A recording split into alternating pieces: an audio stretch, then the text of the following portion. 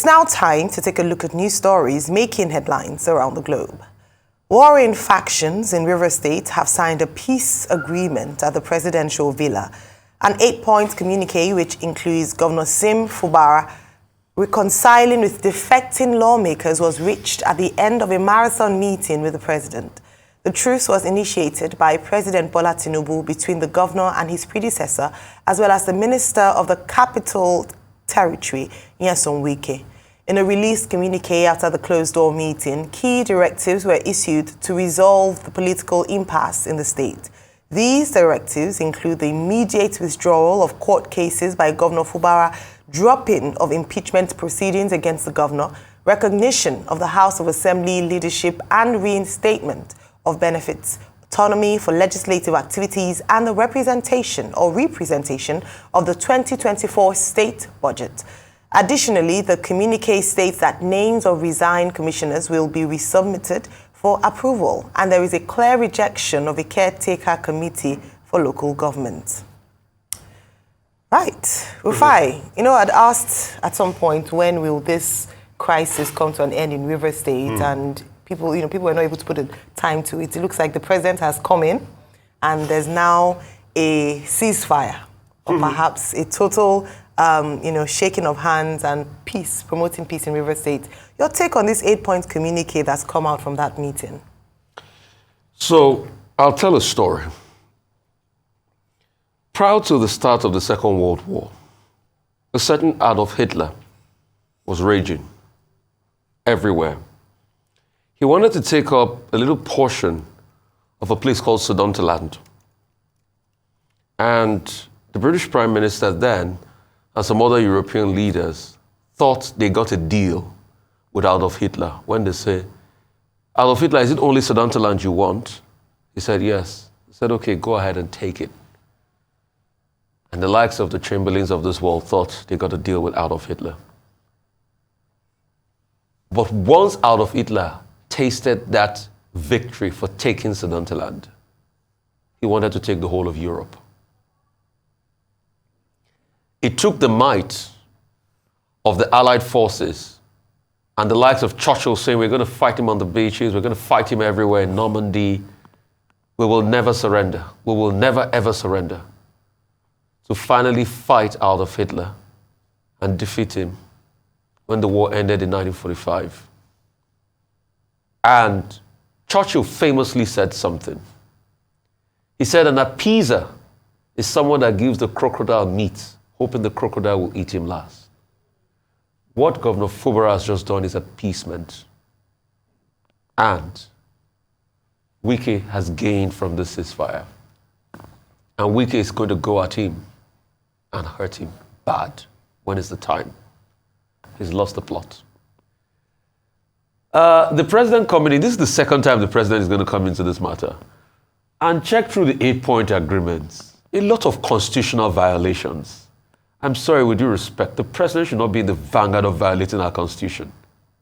The constitution is clear about when people defect, what should happen to them. You're saying they should restate them? Commissioners that voluntarily resigned, that we saw their resignation letter, you say they should reinstate them? Let me now go to the president. You know why a lot of people hail the president and how he built his political capital? Was when he was in Lagos State and he had to start the mind of the federal government when he went ahead to go and create local governments, LCDs. And they were in court and the federal government thought they were going to punish Lagos State, but he kept on running the state without them. He won the case in court and those monies were paid back. That's why people respected the president today. This will have been Governor Fubara's own fight for liberation. And Governor Fubara should remember that he's the leader of his subnational. Here, with alluding to all of this, he disappointed a lot of people that fought for him. Okay, where do you want to put the likes of Ehie, the speaker that stood with him, that's been going everywhere with him? Where do you want to put the likes of them, Boma Goodhead, that came out openly to speak for him? Where do you want to put them? You've set all of them back. You've disgraced all of them. And you think this appeasement will stop Governor Wike? Once Governor Wike knows, former Governor Wike knows that he had gotten you to sign this, I can see well go ahead and impeach you. You want to reinstate those 27 lawmakers that attempted to impeach you in the first place, and you think by just a sheet on a piece of paper that they say the first line, stop any impeachment process, they are going to stop? Never. Gentlemen's agreements are made by gentlemen. Politicians are no gentlemen. This is a fight for power. And Governor Wike is fighting all out. What we expected Governor Fubara to have done is to assert himself. If care is not taken, I might be wrong, and I put a caveat there. This might be the beginning of the political death of Governor Fubara. Pending his signature on such a deal like this, people hardly come out of this. You stand your ground. You assert yourself. You were the one that was violated. You were the one that was victimized. Why will your lawmakers from your party defect in the first place? With the mindset of, impeaching you. And you still go ahead because you want peace to reign. I go back as I wrap up to the words of Winston Churchill. An appeaser is the one that gives the crocodile meat, hoping the crocodile will eat him last. What Governor Fubara did was appeasement. And in war strategy, appeasement does not work. All right, I believe the winner in this is this the first or second round of this fight? I think the second round, second time they're having, that's former Governor Wike, now Minister of the FCT, and Governor Fubara are having a disagreement, political disagreement. The winner in this particular round is President Bola Ahmed Tinubu, because he has emerged as the hero who has come in to as the arbitrator between both parties and has been able to succeed in coming out with a communique on understanding, on agreement between the two parties who have now agreed to ceasefire. A number of people have asked, is this a ceasefire? Is this the end to the political disagreements, political battles?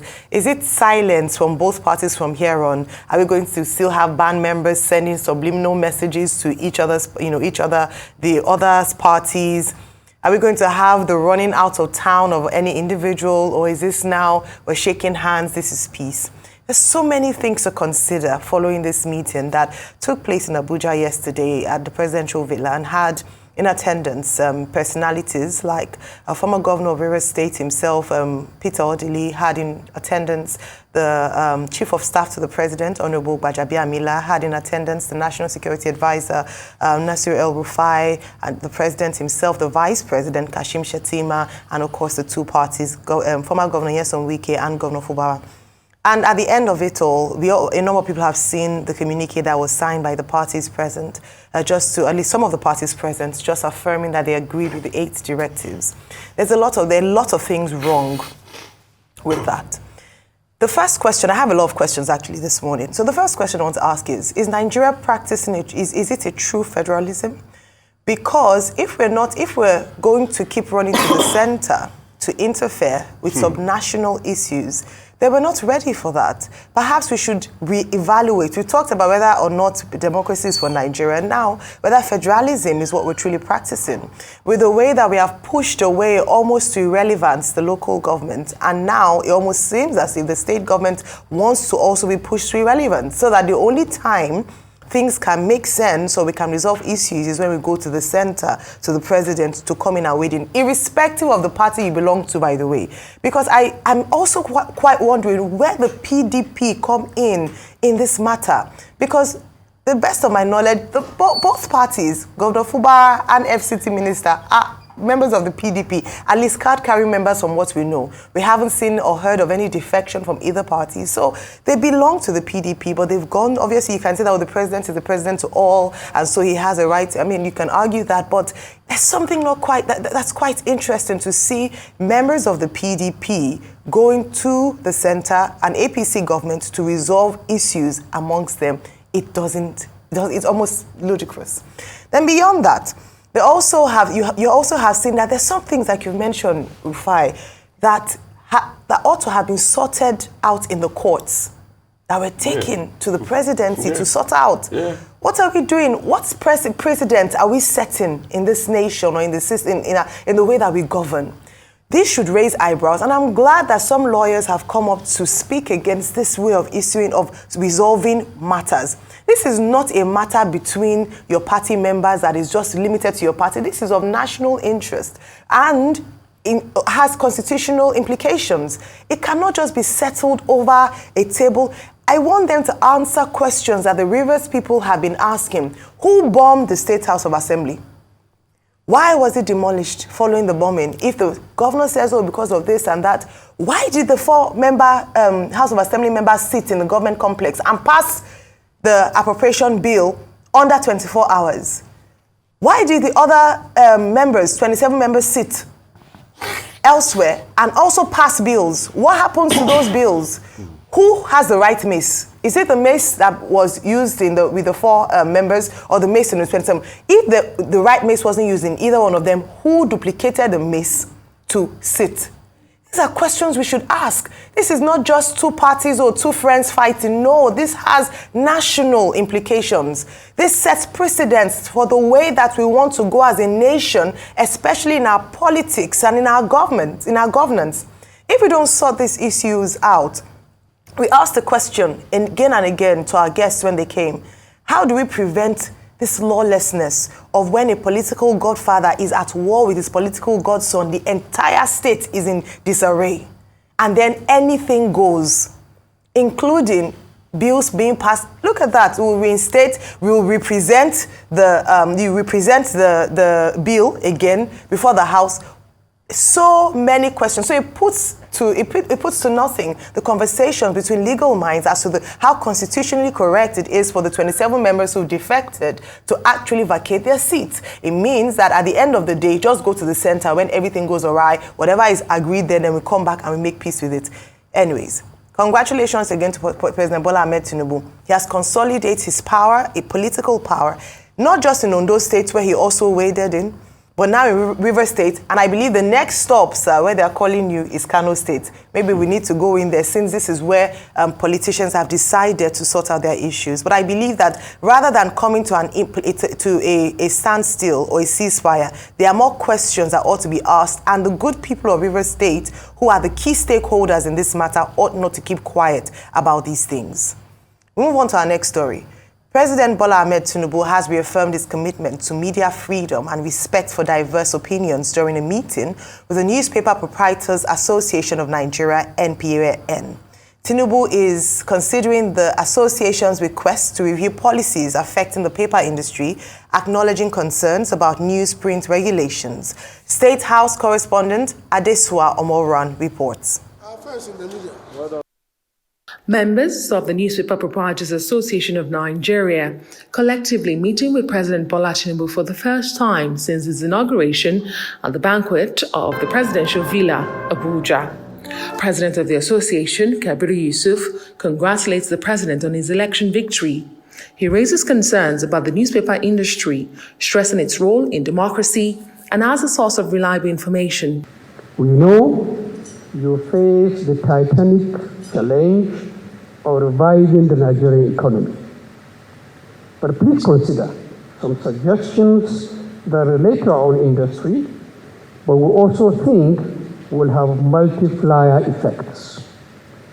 Number one is the inclusion of newsprint and other printing materials in the lists of goods and services exempted under the VAT Order 2020, which category includes books and educational materials. In his response, Tinubu affirms his commitment to media freedom and openness to diverse opinions. I thank all of you for what you've done for this country so far. You've held our feet as politicians to the fire, and we'll continue to respect your opinion, whether we agree or not in support. It's been a very rough ride, roller coaster of economic situation in the country. We've taken bold decisions, which you have all, one way or the other, criticized or support, and I thank you for the support, or have support, whichever way you did. One thing I must tell you is that I read every paper.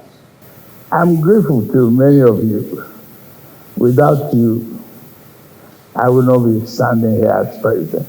Addressing concerns about policies affecting the paper industry, he assures a careful review, promising support. That's why I have an experienced legislator as my chief of staff. We will review the law. The question of the paper, I believe, is that Nigeria should invest in the paper industry to produce what we need, what we can consume there, and what we can export. He highlights his government's transparency, citing bold decisions and the need to prioritize the poor. We will continue to reinvigorate the economy, re-engineer the economy, retool the economy. It is exceptionally necessary for us to really invest in infrastructure today, to invest in the healthcare of our people, to invest in education of our children today and tomorrow. It's a continuous exercise. That's what I've been doing. If we invest in our own children alone and not invest in the children of the poor, that investment will be in danger tomorrow. The children of neglect will attack your investment. Minister of Information reaffirms the government's commitment to a vibrant media landscape, focusing on advancing shared values between the government and the media stakeholders. The president thought that it is important that he also meets with them. They had a very frank conversation about the future, especially of the newspaper industry and how government can support. And he also solicited for the cooperation of all media practitioners towards the achievement, especially of the Tinubu agenda. And members of the MPN are also very forthcoming. They've heard from the president firsthand. They will go back and look at it and see how they can give further support to Mr. President in the actualization of his dream of making Nigeria a very prosperous nation. President Tinubu also discusses measures to alleviate festive season travel costs, including possible waivers for air, road, and rail operators. He pledges to reduce the price of liquefied petroleum gas, also emphasizing his administration's focus on economic revitalization. Adesoa Omoruan, Arise News. Right, Rufai, August meeting between the president and the Newspapers Proprietors Association of Nigeria members. Your take on the story? Very good one. It's needed. Part of the year enders, to be able to set an agenda for the new year.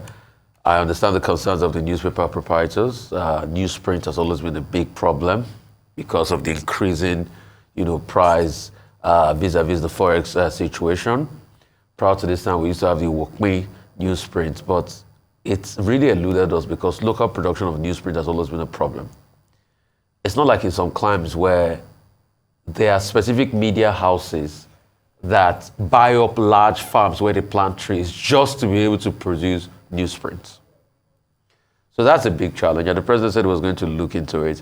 And it was pretty much fraternizing. You can see major newspaper players there. I could see the legend himself, Sam Amoka, Sad Sam, there, Uncle Sam, and many other people there, Kabiru Yusuf of Trust TV and Daily Trust, and other newspaper people out there. And the president did say, yes, we must ensure press freedom.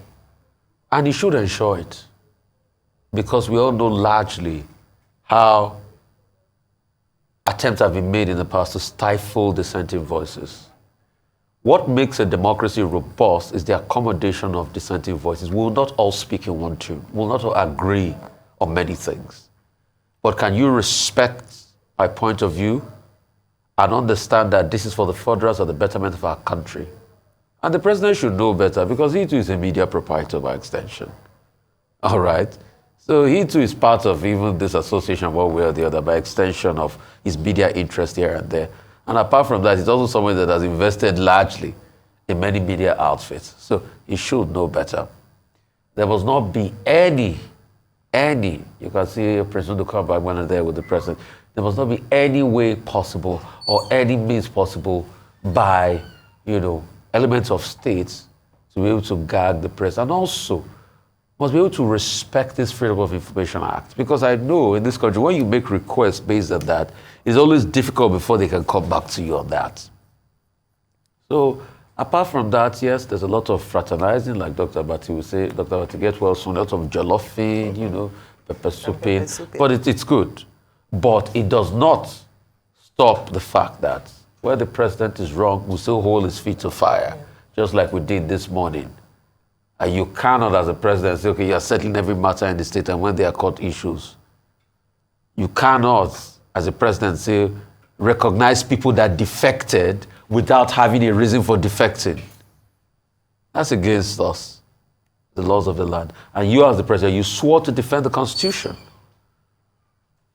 And governors, too, must not be lily-livered.